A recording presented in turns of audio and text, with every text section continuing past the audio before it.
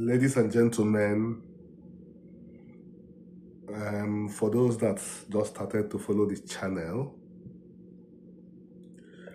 I think it's important if I reiterate one of the things we are doing here. We are saving our history, and we are also examining world history. Those that are familiar with Nigeria would know that the Hebrew people in Nigeria, you can also call them the Israelite people. You can also call them, as they prefer to be called nowadays, the Igbo people. 100 years ago, they were called the Igbos. Even till then, they're still called the IBB.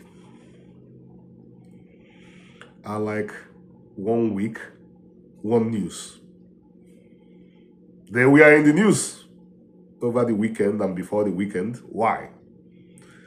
One of the princes of Nigeria, General Ibrahim Babangida,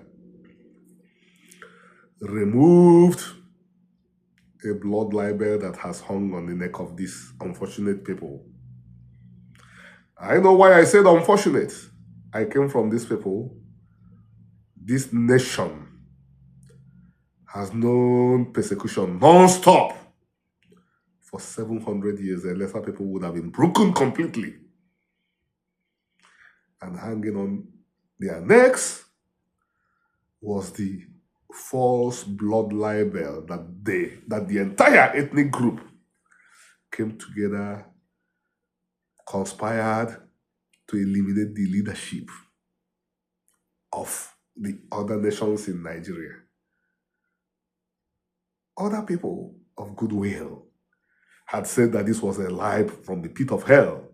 Michael Zekome, lawyer, one of the best lawyers in Nigeria, an old lawyer too, now, had come out and called it a pit of hell, that there was any Igbo conspiracy to do anything like that. But Babangida, General Ibrahim Babangida, former head of state, former military president of Nigeria, was the most prominent voice to say that no such thing happened. And he was not Igbo. So it's of great importance. So it's important that Nigerians know that they killed the Igbo people for nothing. So that Nigerians will begin to heal. And the Igbo people themselves will begin to heal. The Igbos may not know that they are a destroyed nation, but I know because I'm an expert on genocide studies. The Igbo people were destroyed. If you read Raphael Lemkin, the father of the academic study of genocides, and look at the Igbos, you will understand why I say the Igbo people were a destroyed or are a destroyed people, a wounded people.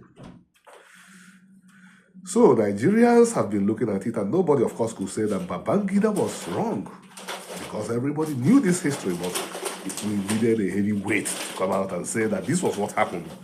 There was no conspiracy. There was nothing that would justify the label Igbo coup or Igbo coup, because it was Igbo then.